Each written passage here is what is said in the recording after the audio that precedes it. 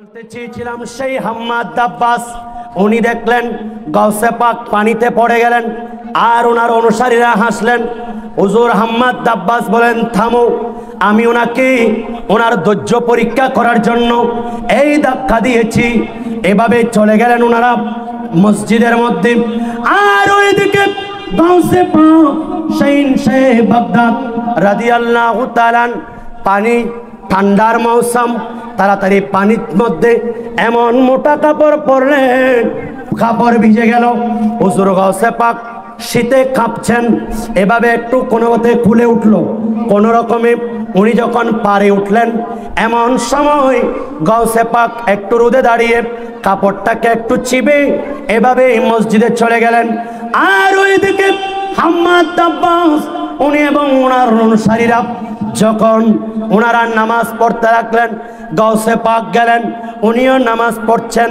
এভাবে হাম্মাদ আব্বাস ইন্তেকাল করলেন।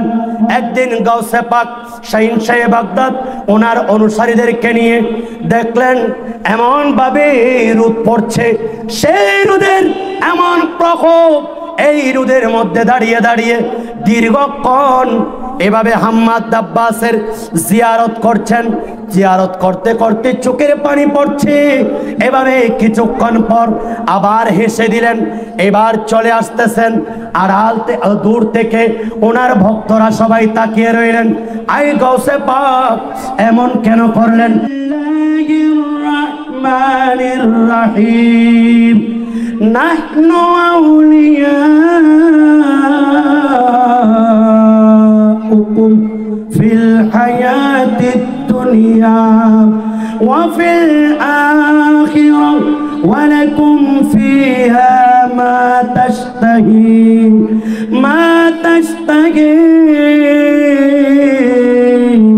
أنفسكم ولكم فيها ما تدعون سبحان الله। যারা এইভাবে জীবন যাপন করবেন, আল্লাহর নবী জবান দিয়ে কোরআনে পাকে বলছেন, ফেরেশতারা বলবে আমরা তোমাদের বন্ধু দুনিয়া ও আখিরাতে। দুনিয়ায় নই, কবরে এসেছো, দুনিয়া এবং আখিরাতে আমরা তোমাদের বন্ধু। এবং তোমাদেরকে প্রপোজ করা হবে সেই জান্নাতের মধ্যে, যেখানে যাবে, যেখানে যা মন চাই তা করতে পারবে। আমরা যেতে চাই কি চাই না? আওয়াজ মনে হয় একটু একটু চাই। যেতে চাই কি চাই না? মদিনাওয়ালার দেশত আশিক যখন যায়, হল জাগানো মদিনা রাখিয়াস তো সাই। ঠিক কিনা বলেন? আঞ্চলিক ভাষা বুঝুন না, ওই জন্য বুঝাম। আল্লাহ বার্মা কলোনির মানুষ আঞ্চলিক ভাষা বুঝে না। আজকে আমাদের চট্টগ্রামের মানুষদেরকে অনেকে অবজ্ঞা করছে, এক কমবক্ত কুলঙ্গার বলতেছে চট্টগ্রামের ভাষা নাকি আল্লাহও বুঝেন না। আর একটু আস্তে করে হন। এই চট্টগ্রামের আঞ্চলিক ভাষা, এটা আমাদের ঐতিহ্য। সেই ভাষায় একটা কালাম পড়লে আপনাদের কি কষ্ট হবে? কালাম এগুলা নাতগুলা পড়ে আমাদের রফিক, এরা বিভিন্ন মাহফিলে যাই, এরা পড়ে, আমিও এমনি পড়তেছি। আপনাদের কষ্ট হচ্ছে? ইনশাআল্লাহ আমাদের প্রধান আকর্ষণ আজকে চলে আসার সাথে সাথে আমি আপনাদেরকে কাছ থেকে বিদায় নিব। একটু মোহাব্বতে বলেন, মদিনাওয়ালার দেশত আশিক যখন যায়, হল জাগানো মদিনাত রাখি আই তো সাই। হল জাগানো মদিনাত রাখি আই তো সাই। ঠিক কিনা বলেন? মদিনা এত সুন্দর, যারা গিয়েছেন তারা দেখেছেন। মনে হবে কি দুনিয়াতে জান্নাত দেখেছেন? জান্নাত দেখতে হলে নবীজির কদমে যাও। আর একটু বড় করে বলেন, হইতে না পারি তারাও যারা আসলে মদিনা, রহমতর মদিনা সাই আইলো নাকি সাই আইলো জান্নাত। ঠিক কিনা? হইতে না পারি তারাও যারা আসলে মদিনা, মদিনা সাই আইলো নাকি সাইলো জান্নাত। খোদার দুনিয়াত আর সাইবার কিছু নাই, খোদার দুনিয়াত আর সাইবার কিছু নাই, হইলে জাগানো মদিনা রাখি আই তো সাই, মদিনাওয়ালার দেশত আশিক যখন যায়, হইল জাগানো মদিনা রাখি আই তো সাই, হাসবি রাব্বি জাল্লাল্লাহ নূর মোহাম্মদ হাসবি রাব্বি জাল্লাল্লাহ। জুড়ে জুড়ে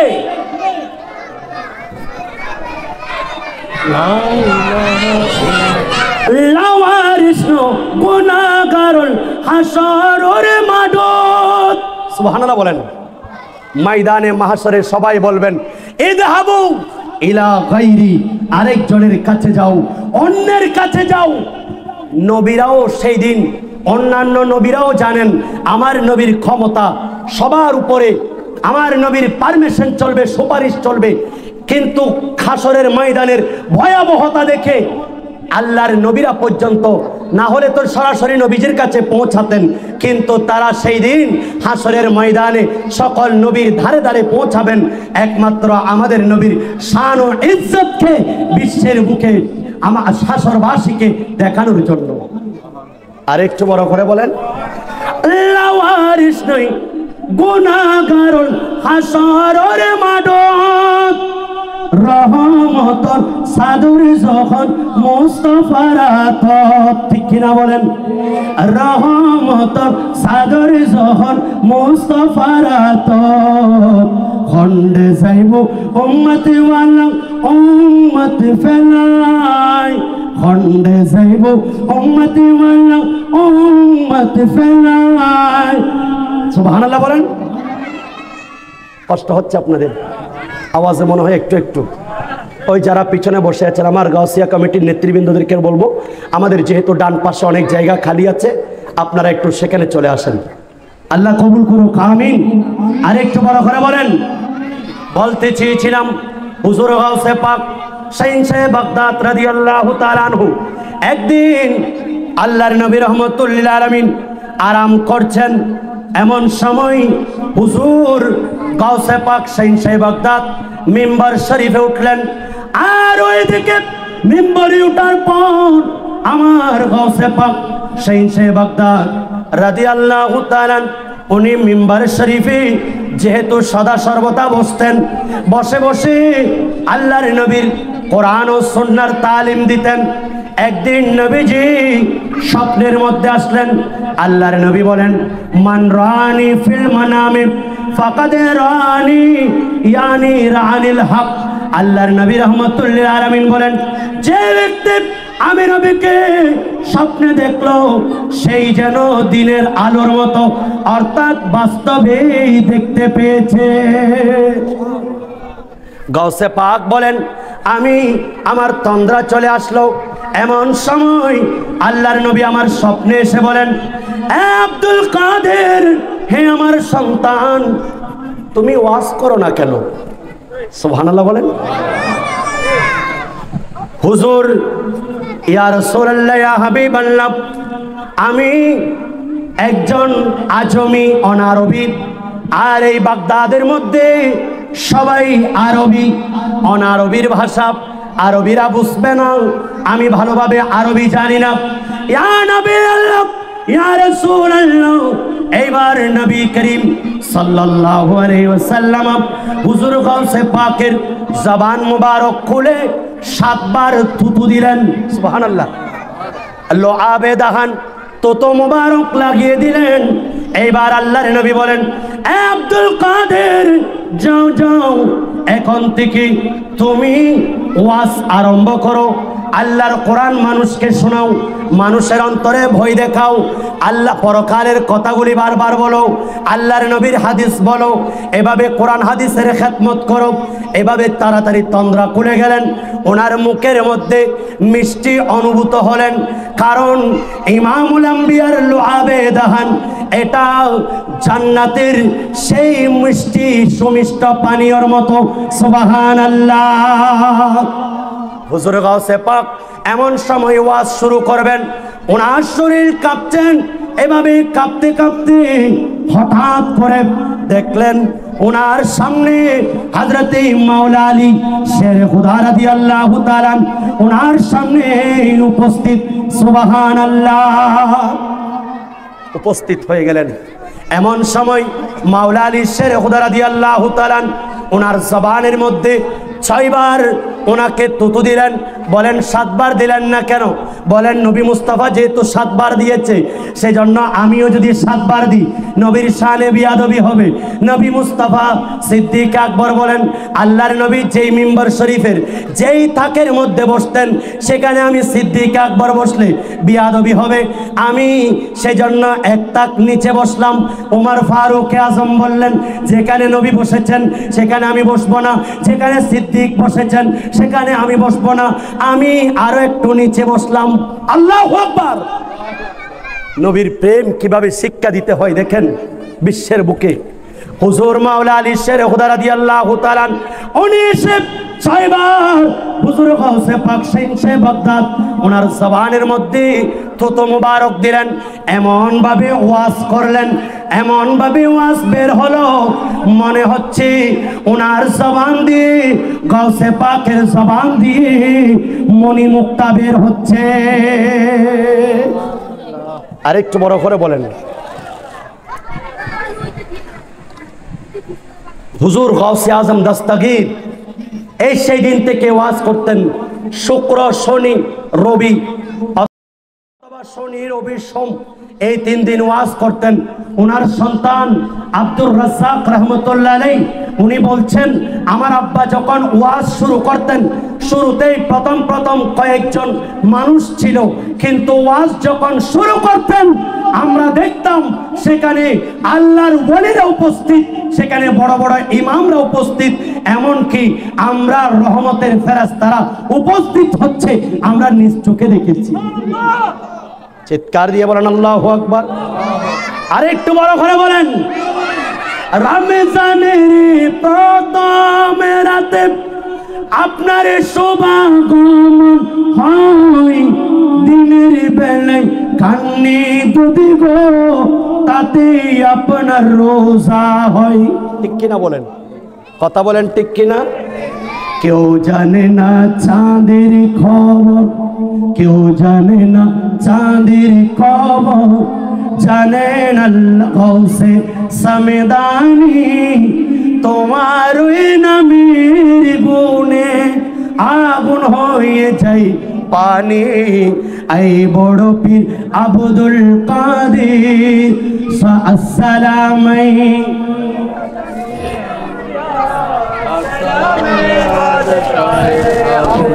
হুজুর গাউসে পাক শাইখে বাগদাদ বলেন, ওমর বিন হাফস ওনার নাম। এই উমর, আমার মজলিস আজকে আমার গাউসিয়া কমিটি বাংলাদেশের ভাইয়েরা আপনাদের জন্য যেই মজলিস সাজিয়েছেন, এই মজলিসটার নাম গাউসুল আজম কনফারেন্স। সুবহানাল্লাহ বলেন না। এখানে ফাতিহা ইয়াজদাহুম হচ্ছে, আউলিয়া ইকরামের এখানে জিকির হচ্ছে।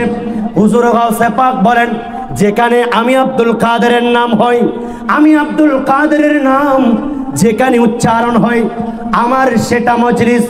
ওই মজলিস থেকে তোমরা কখনো দূরে থাকবে না, কারণ আমার মজলিসের মধ্যে আল্লাহর নবী উপস্থিত হন।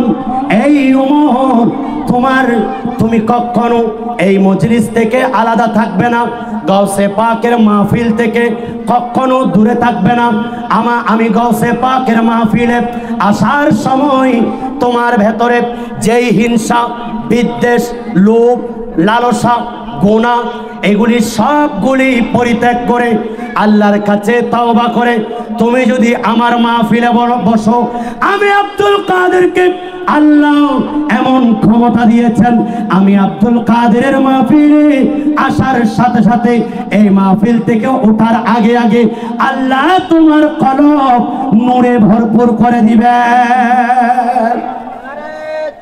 আল্লাহু আকবার।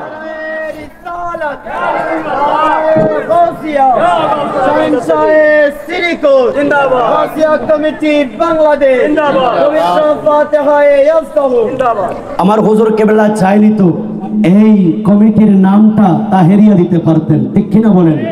তৈয়বিয়া দিতে পারতেন, কিন্তু ধ্যান নাই, গাউসিয়া কমিটি বাংলাদেশ। আর একটু বড় করে বলেন, গাউসিয়া গাউসে পাককে চিনার জন্য শাহিন শাহে শ্রীকোটের মতো জাত লাগবে, ঠিক কিনা বলেন?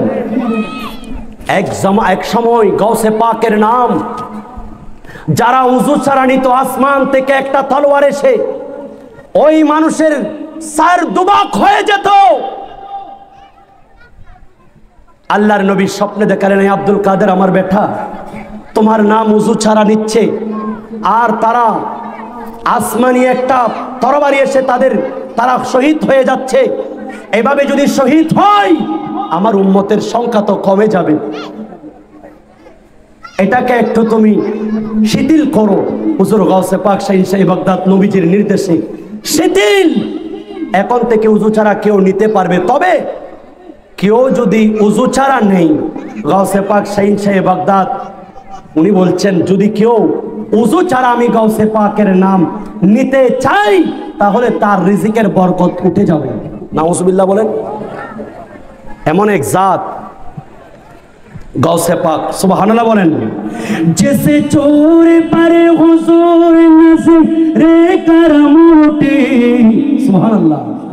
जिसे चोर पर हुजूर नजरे करम उठे, अब दाल उसको कर दिया पीरानो पीर ने, अब दाल उसको कर दिया पीरानो पीर ने, हर गम से दूर कर दिया पीरानो पीर ने।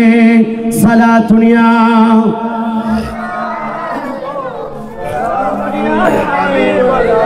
আমার গাউসে পাক দিতেন পারেন কিনা বলেন? গাউসে পাক বলেন, এই ওমর তুমি আমার মাহফিল থেকে কখনো দূরে থাকবে না, আমার মাহফিলে আসবে, আমার মাহফিলে বসবে, কারণ আমি আমার মাহফিল যেখানে হয় সেখানে ফেরেশতারা আল্লাহর রূহানি জগতের পোশাক তাদেরকে পরিধান করান। গাউসে পাকের মাহফিলে ইমানি পোশাক নাজিল হয়। হুজুর গাউসে পাক বলছেন, সুবহানাল্লাহ বলছেন, হুজুর গাউসে পাক বলেন, উমর রাদিয়াল্লাহু তাআলা উনি বলেন, একদিন উনি একজন গাউসে পাকের আশেক উমর বিন হাফস, এই উমর বিন হাফস উনি একদিন গাউসে পাকের মজলিসে মিম্বার শরীফে যখন মিম্বার শরীফের পাশে বসলেন, হঠাৎ তন্দ্রা চলে আসলো। আর এই তন্দ্রা যখন আসলেন, হযরতে উমর বিন হাফস উনি বলছেন, এই গাউসে পাকের আশেক উনি বলছেন, আমি যখন চোখ বন্ধ করলাম আমি দেখতে পাচ্ছি বেহেশতি সাদা লাল ও সবুজের পোশাক আমি দেখতে পাচ্ছি গাউসে পাকের মজলিসের মধ্যে তকসিম করছে। আমি তাড়াতাড়ি চোখ খুলে আমিও সেখান থেকে পোশাক নিয়েছি।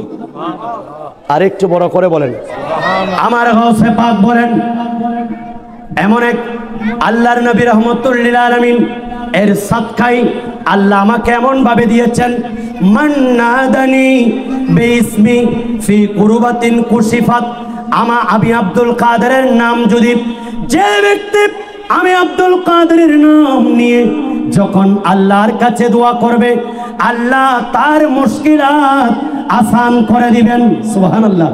এক বৃদ্ধ মহিলা আপন সন্তানকে দিলেন, হুজুর আমার এই সন্তানকে দিলাম, আপনার কাছ থেকে শরীয়ত তরিকতের জ্ঞান শিখবে। মা বড় আশা করে সন্তানকে দিয়ে গেলেন। আবার কিছুদিন পর আসলেন, দেখলেন সন্তান আজকে ভিন্ন পরিবর্তন। আগে দিয়ে গেলাম একেবারে হৃষ্টপুষ্ট মোটা তাজা, হঠাৎ করে সন্তান একেবারে শুকরিয়া লাকড়ি হয়ে গেছেন। আল্লাহর নবীর আওলাদ হুজুর গাউসে পাক শাইনশে বাগদাদ এমন সময় খাবার খাচ্ছেন মুরগির রোস্ট। এমন সময় মুরগির রোস্টকে, এই ভুনা পুস্তকে যেই হাড়গুলি বের হচ্ছে, এই হাড়গুলি এক জায়গায় রাখছেন। ওই শিশু, ওই ছোট্ট বাচ্চা ক্ষুধার তাড়নায় গাউসে পাক রাদিয়াল্লাহু তাআলা আনহুর ওনার চুষে দেওয়া সেই হাড়গুলি চুষে চুষে খেতে লাগলেন। মা দেখে দেখে কান্না করতে লাগলেন। এমন সময় খাবার শেষ হলো, হুজুর গাউসে পাকের সান্নিধ্যে গেলেন।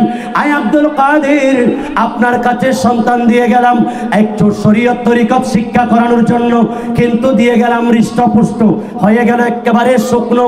হুজুর আপনি তো ভালো ভালো খাবার খাচ্ছেন, আপনি আমার সন্তানকে সেখান থেকে একটু ডাল ভাত খাওয়াইয়েন। এমন কথা বলতে হুজুর গাউসে পাকের ওয়াজতে চলে আসলো, গাউসে পাকের বেলায়েতের পাওয়ারে চলে আসলো, গাউসে পাক রাদিয়াল্লাহু তাআলা আনহুর ওনার এমন তাওয়াজ্জু চলে আসলো। হুজুর গাউসে পাক শাইনশে বাগদাদ ওই সেই মুরগিগুলি যেগুলি এতক্ষণ খেয়েছেন, সেই মুরগিগুলির হাড়গুলিকে একত্র করলেন।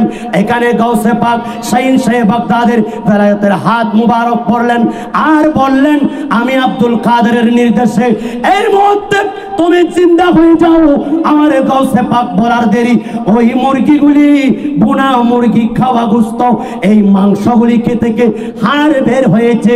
এই হাড় থেকে আবার মুরগি হয়ে অটোমেটিক হাঁটা আরম্ভ করলো।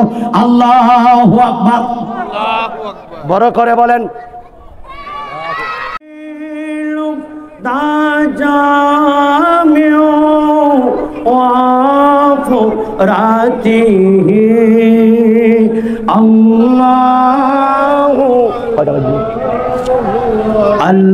আল্লাহু জুড়ে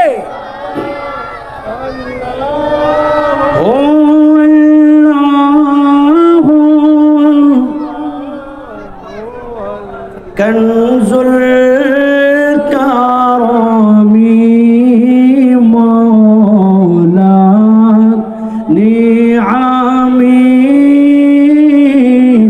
হাদি উম্মিন শরীআতিহি আল্লাহ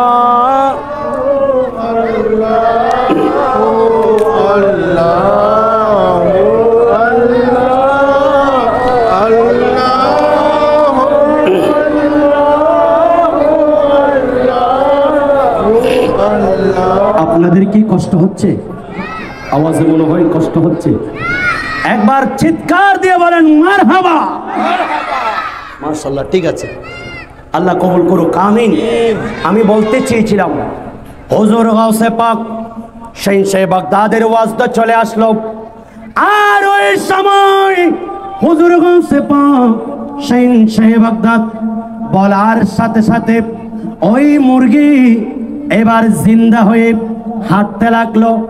আর মাকে বলতে লাগলেন, এ মা, আপনার সন্তান যেই দিন এই স্থানে পৌঁছতে পারবে, আপনার সন্তানের যেটা মন চাই সেটা খেতে পারবে। আরেকটু বড় করে বলেন। সেই গাউসে পাক শাইনশে বাগদাদের হাতের মধ্যে আমাদেরকে আমানত দিয়েছেন আমার হুজুর কিবলা গাউসে জামান তৈয়ব শাহ রহমতুল্লাহ আলাইহি। ঠিক কিনা বলেন? ये बयात तुम्हारे के लिए हुजूर गौसे पाक शाइनशे बागदाद की तरीका कादरिया पर और हुजूर गौसे पाक के हाथ पर हो गई। শুধু তাই নয়, হুজুর গৌসে পাক শাইনশে বাগদাদ কেমন জাত এটা চিনানোর জন্য আজকে মাদ্রাসার নাম গাউসিয়া, কমিটির নাম গাউসিয়া, আজকে খতমের নাম গাউসিয়া, আজকে যে দাওয়াতে খায়ের আপনারা পেয়েছেন এটা কখনো কল্পনাও ছিল না। পীরে বাঙ্গাল হুজুর আল্লামা সাবের শাহ হুজুর কেবলা মুত্তাসিল্লু হুজুর ওনার ব্রেনের মধ্যে যে এসেছে, এক সময় মানুষ ভুলে যাবে একজন আপন মাকে কিভাবে শেষ বিদায় দিবে, মেয়ে ভুলে যাবে আপন বাবাকে কিভাবে শেষ গোসল দিবে। হে আমার সন্তান, কতকাল কত বছর তুমি সন্তানকে আমি হাত দিয়ে মেজে ঘষে সাবান দিয়ে আমার সাথে নিয়ে ওয়াশরুমে নিয়ে পুকুরে নিয়ে আমি গোসল করিয়েছি। আজকে আমি বাবা চলে যাচ্ছি, তোর কি মন চাচ্ছে না আমার এই শেষ বিদায়ের গোসলটা তুই সন্তান আমি বাবাকে যদি দিস, তাহলে তোর হাতটা লাগানোর সময় আমার শরীরের মধ্যে লাগবে। কারণ আমার রূহ যখন কবজ হয়েছে সেখানে ক্ষত বিক্ষত হয়ে গেছে। মালাকুল মউত রূহ কবজ করার সময় যখন বের করেন কাঁচা তোলাকে আগুনের থেকে বের করলে যেই অনুভূতি তার চেয়েও বেশি কষ্ট। এই রূহ যখন বের করে সেখানে ভিতরে ছিঁড়ে যাই, আমার শরীর ক্ষত বিক্ষত। সেই জন্য আমাকে বেশি ঠান্ডা পানি দিও না, আমাকে না গরম না ঠান্ডা, আমাকে কুসুম গরম জল দিয়ে আমাকে গোসল করাবে।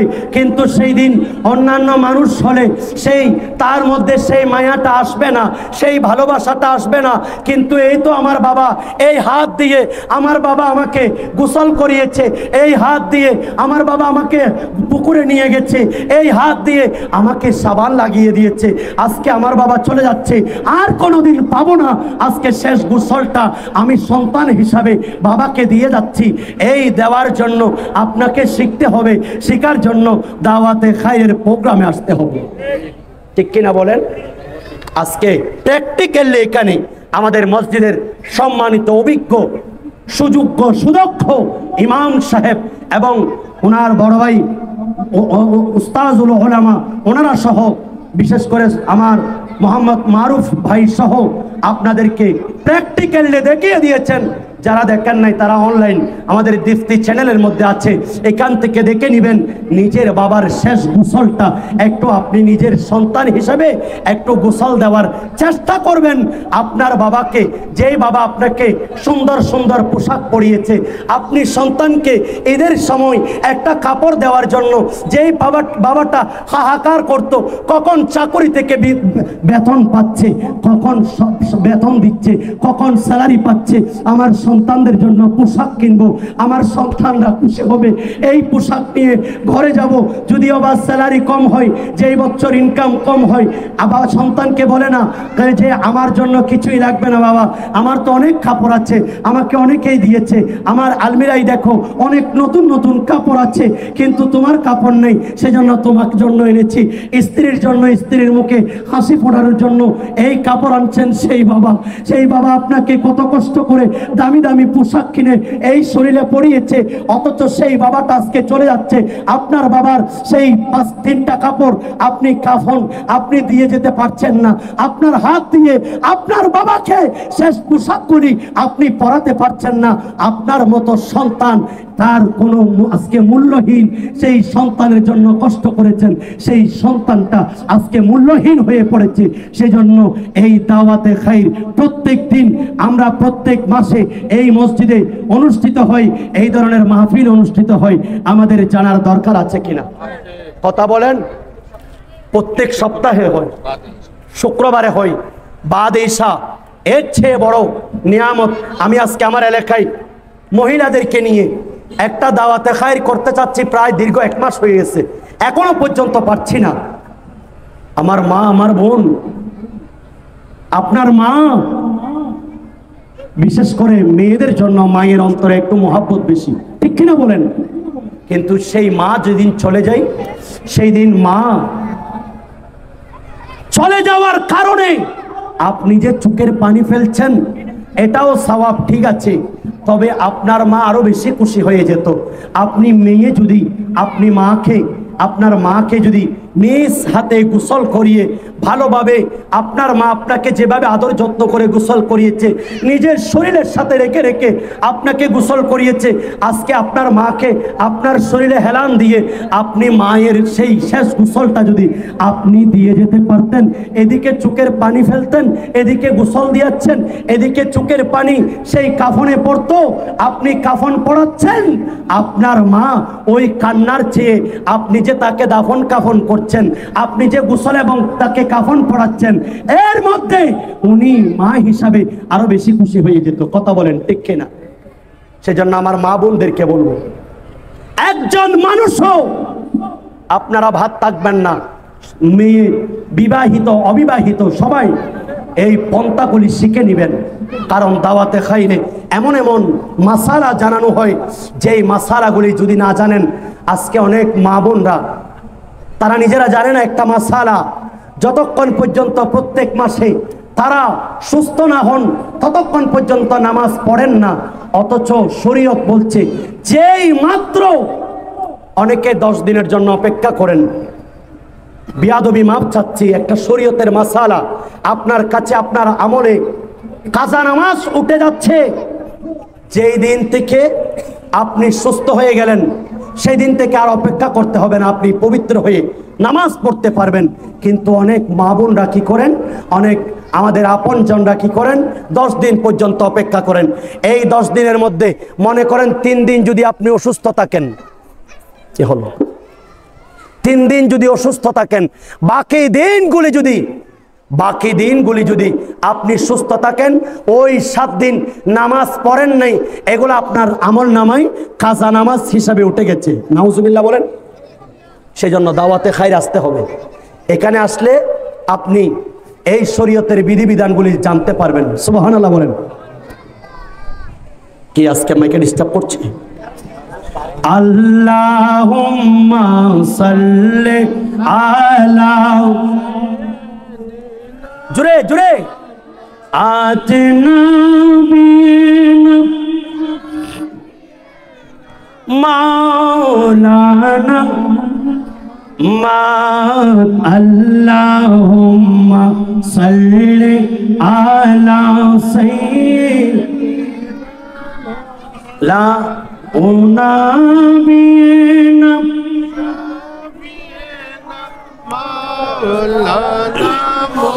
ইচ্ছা করলে দয়াল নবী তাকতে পারতেন আরশে, উম্মতের মায়ায় পড়ে শুয়ে আছেন মদিনায়।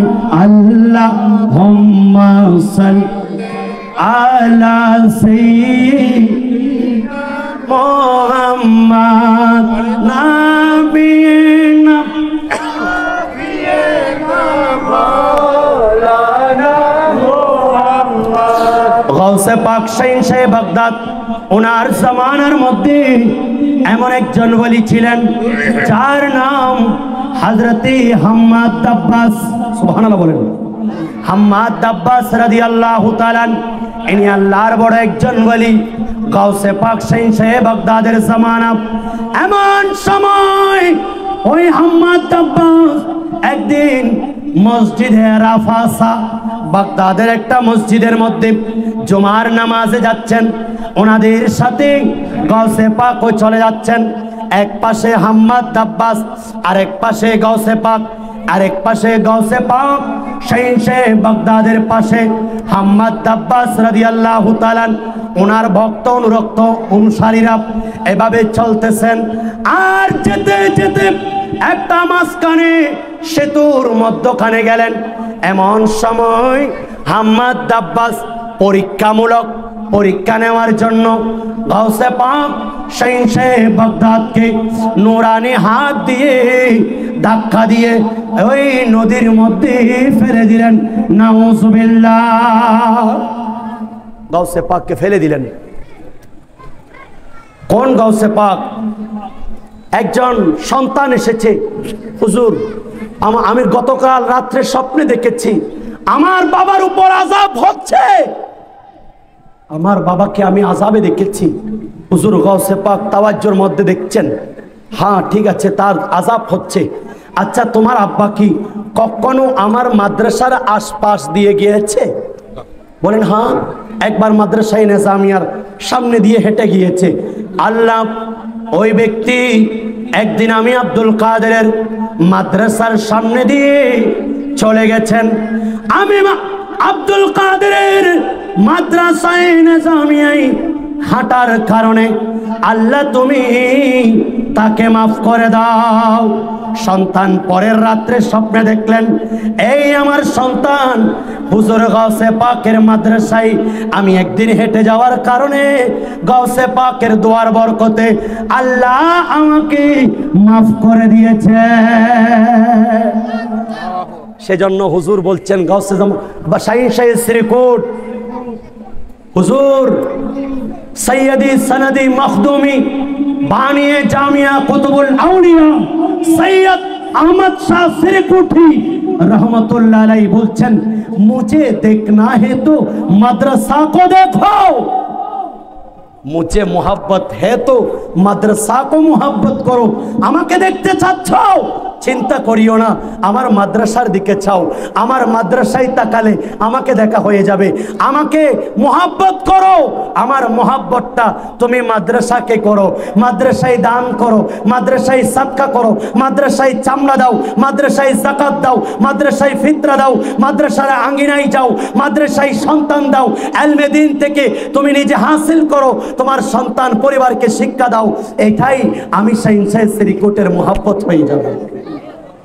আর একটু বড় করে বলেন, সুন্নিয়তের প্রচার করতে গেলেন বারে মাতে, রেঙ্গনে চেড়ে আসলেন মুর্শিদ সোনার বাংলাতে, সোনার বাংলাতে। ঠিক কিনা বলেন, কথা বলেন ঠিক কিনা? আরে কায়েমে করলেন চট্টগ্রামে জামিয়া আহমদিয়া, শাহীন শাহী শ্রীকোটি বাংলায় আসিয়া। সালাতুনিয়া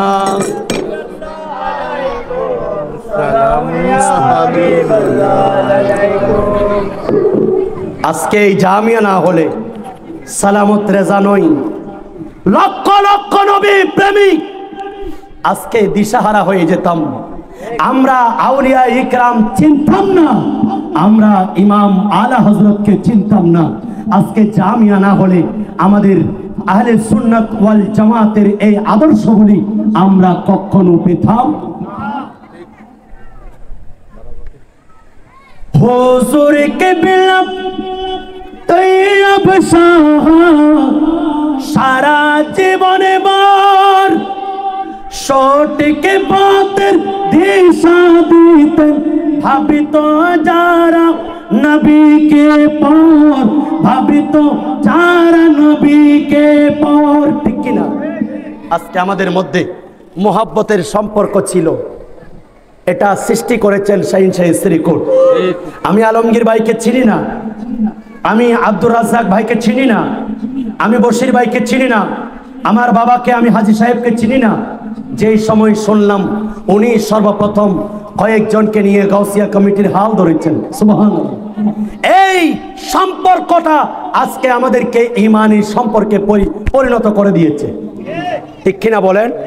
সেজন্য সন্তানকে যদি এই বর্তমান ফিতনা ফাসাদের যুগে যদি তার ঈমানকে রক্ষা করতে চান, তাকে যদি সঠিক শিক্ষা দিতে চান, আমি একটাই অনুরোধ করব, গাউসিয়া কমিটির সদস্যদের সাথে নিয়ে তাকে একটা ফর্মের মাধ্যমে তার নামটা হুজুর কেবলার মিশনে লিখে দেন। ইনশাআল্লাহ আপনার সন্তানের চরিত্র সুন্দর করার দায়িত্ব হুজুর শাহীন শাহী শ্রীকোটের। আর একটু বড় করে বলেন, আপনারা কি অবিশ্বাস করবেন? যদি অবিশ্বাস করেন, আচ্ছা আমাদের কারো ব্রেইনে তো আসলো না এই করোনার সময় এই যে মৃতদেরকে দাফন করার মতো একটা কর্মকাণ্ড আমার গাউসিয়া কমিটির ভাইয়েরা দেখিয়ে নিজের জীবনকে বাজি রেখে এক সময় আজ হিন্দু বৌদ্ধ চাকমা মারমা পর্যন্ত তারা তাদের সেবায়, মানবতার সেবায় নিজেরা নিয়োজিত হবে, এই চিন্তাটা কি কখনো আমাদের কাছে এসেছেন? ডক্টর আমার শ্রদ্ধেয় অ্যাডভোকেট মুসাহিবউদ্দিন বখতিয়ার ভাই, আমার শ্রদ্ধেয় জনাব মাওলানা আব্দুল্লাহ ভাই, এভাবে আমাদের আহলে সুন্নাত ওয়াল জামাতের গাউসিয়া কমিটির নেতৃবৃন্দরা আজকে তারা রন্ধ্রে রন্ধ্রে গিয়ে করুণায় এই লাশ দাফন করে মানবতার সেবা সবার ঊর্ধ্বে এটা প্রমাণ করেছেন এবং বিশ্বের বুকে এস্টাবলিশ করেছে গাউসিয়া কমিটি একটা মানবতার সংগঠন। আরেকটু কথা বলেন ঠিক কিনা? হুজুর গাউসে জামান তৈয়ব শাহ রহমতুল্লাহ আলাইহির আকীদা কেমন দেখেন? হুজুরে আকরাম सल्लल्लाहु मुहम्मदुर रसूलुल्लाह सल्लल्लाहु अलैहि वसल्लम की ज़ात अक़दस रूहानियत का मरकज़ है। सुभान अल्लाह बोले। हुजूर अक़दस सल्लल्लाहु अलैहि वसल्लम की ज़ात अक़दस रूहानियत का मरकज़ है। इस मरकज़ से पीराने तरीक़त के ज़रिए उसकी फैज़ अगर रसूल पाक तक पहुंचे तो इसका फैज़ मिलेगा और ना फैज़ मुनक़ते हो जाती है। सुभान अल्लाह बोलें। और तत् सटीक पीरे तरीक़तेर माध्यमे हुजूर आमादेर नबीजी हच्छेन रूहानियतेर सेक्टर। এই সেক্টর থেকে রূহানিয়ত পেতে হলে আপনাকে সঠিক পীরে তরিকতের মাধ্যমে আপনাকে আমাকে সঠিক বায়াতের মাধ্যমে এই রাসূল পাকের সিলসিলা পর্যন্ত যদি আমাদের নসল বানসল এই সিলসিলা না থাকে তাহলে কখনো আমাদের কাছে ফয়েজ আসবে না, আমরা ফয়েজ পাবো না। যদি সিলসিলা ঠিক থাকে তবেই আমরা আল্লাহর নবীর সেই ফয়েজ পাবো। আর একটু বড় করে বলেন, আপনাদের কি কষ্ট হচ্ছে? মাশাআল্লাহ, আমি তো দেখছি পরিপূর্ণ মানুষ, পরিপূর্ণ হয়ে গেছে। ছোট্ট ছোট্ট মাসুম বাচ্চারা, ওইদিকে আমার মুরব্বিয়ান ইকরাম। আল্লাহ সকলের আগমনকে কবুল করুক, আমিন। দেখি আপনারা যে সবাই আজকের মাহফিল পেয়ে খুশি আছেন, সজাগ আছেন, আপনাদের ভালোবাসা আছে, একবার চিৎকার দিয়ে বলেন মারহাবা। আরে একটু আল্লাহু আকবার।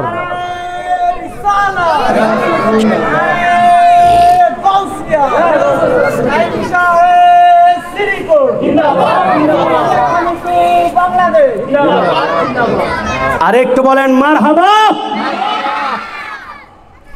হুজুর গাউসে পাক শাহিন সাহেব বাগদাদ এমন এক জাত, মা আপনি চিন্তা করবেন না, আপনার সন্তান যেই দিন এই মকামে পৌঁছতে পারবে, আমি কথা দিলাম আপনার সন্তান সেই দিন এই হার মাংস খেতে হবে না, আপনার সন্তান যেটা চাই সেটা খেতে পারবে। হাড় থেকে মুরগি বানাই আমার গাউসে পাকে, ঠিক না?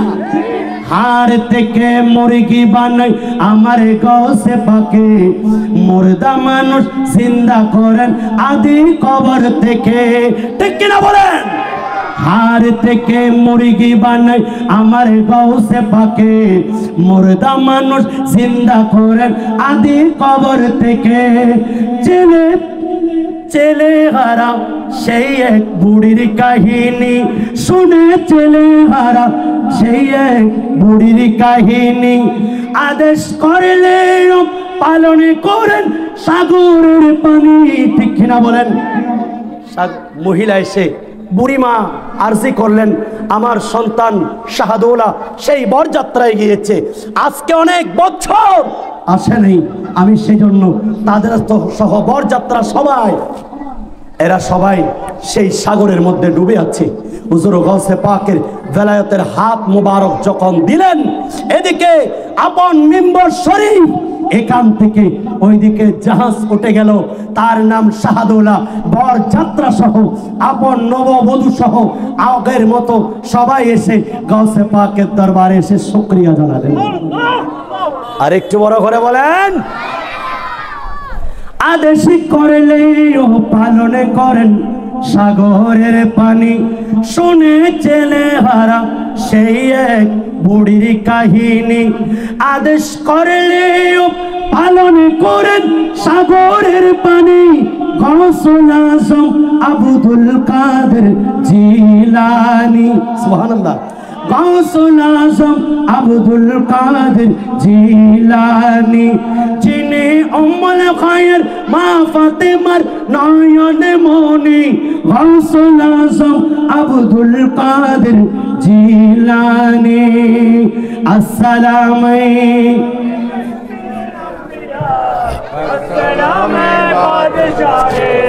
এই ক্ষমতা কোত্থেকে?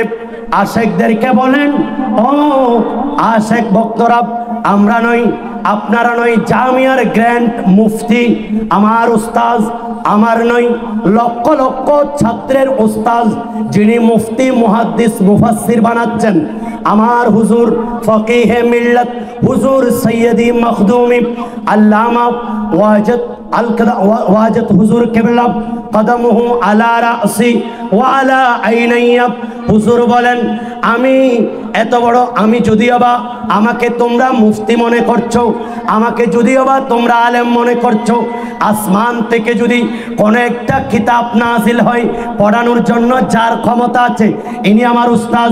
উনি বলছেন আমার কাছে কোনো এলম নাই, আমার কাছে কোনো ইবাদত নাই, আমার কাছে এমন কোনো সম্পদ নাই আমি কবরে দেখাতে পারবো। এই আমার ছাত্ররা, আমি তোমাদেরকে নসিহত করছি, আমি যখন মারা যাব আমার বুকের মধ্যে গাউসে পাকের নামটা লিখে দিবা। বড় করে বলেন, এত বড় একজন গ্র্যান্ড মুফতি যদি এরকম হয়, যুগের সকল ওয়ালি হুজুর গাউসে পাক ওয়াজের মধ্যে ওয়াজ তো চলে আসলো, বেহুশ এমন সময় বললেন, কাদামি হাদিহি আলা রাকবাতি কুল্লি ওয়ালিল্লাহ, আমি আব্দুল কাদেরের কদম বিশ্বের সকল আউলিয়া ইকরামের উপর। ও এই মজলিসের মধ্যে যারা ছিলেন আল্লাহর ওলি, এরা সবাই আপন গর্দান ঝুঁকিয়ে দিয়েছেন। সুবহানাল্লাহ বলেন। ওয়া কুল্লু ওয়ালিন আলা কদমি ওয়া ইন্নী আলা কদমি নবী বদরিন কামালি আসসালামু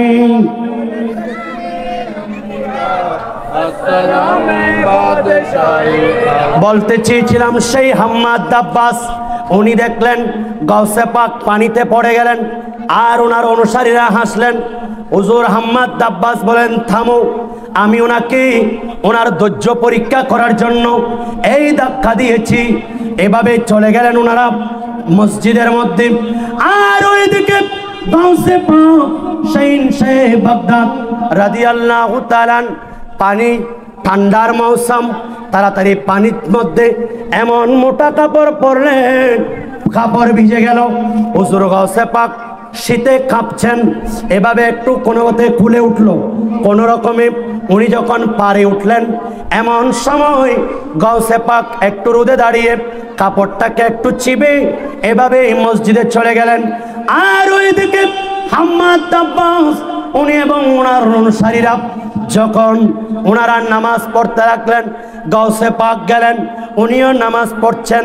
এভাবে হাম্মাদ আব্বাস ইন্তেকাল করলেন। একদিন গাউসে পাক শাহ বাগদাদ ওনার অনুসারীদেরকে নিয়ে দেখলেন এমনভাবে রোদ পড়ছে, সেই রোদের এমন প্রকোপ, এই রোদের মধ্যে দাঁড়িয়ে দাঁড়িয়ে দীর্ঘক্ষণ এভাবে হাম্মাদ আব্বাসের জিয়ারত করছেন। জিয়ারত করতে করতে চোখের পানি পড়ছে। এভাবে কিছুক্ষণ পর আবার হেসে দিলেন, এবার চলে আসতেছেন। আর দূর থেকে ওনার ভক্তরা সবাই তাকিয়ে রইলেন, আই গাউসে পাক এমন কেন করলেন?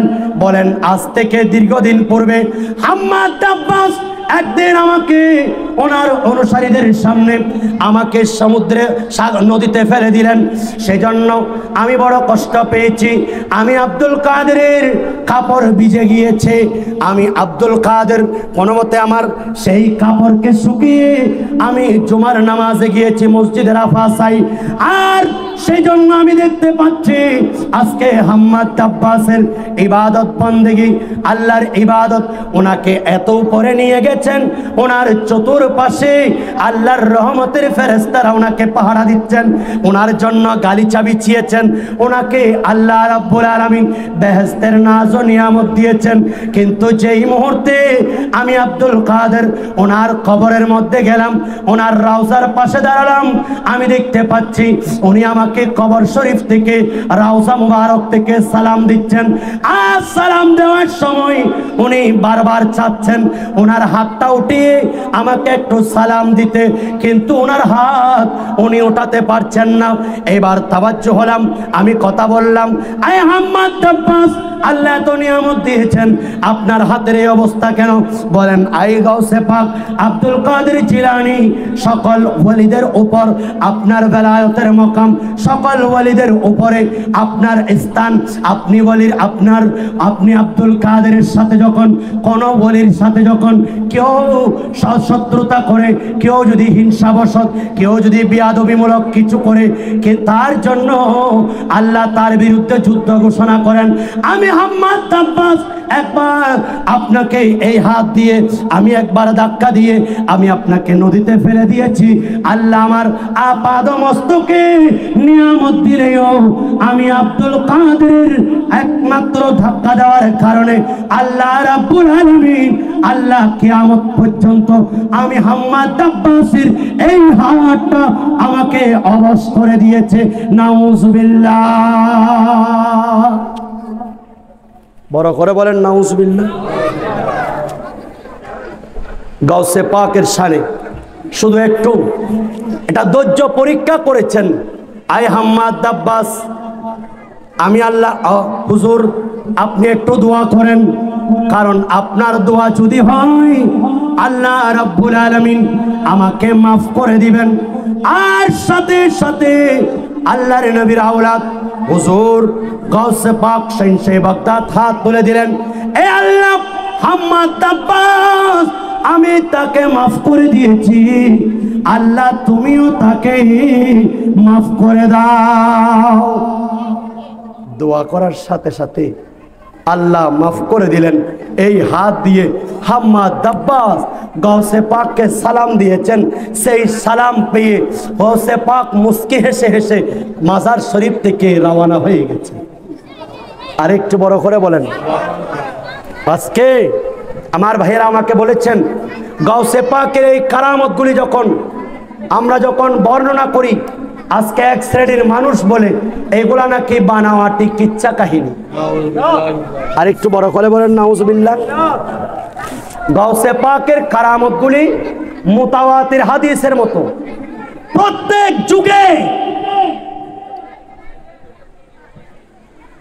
যুগের শ্রেষ্ঠ ওলিরা এগুলা বর্ণনা করেছেন। সুবহানাল্লাহ।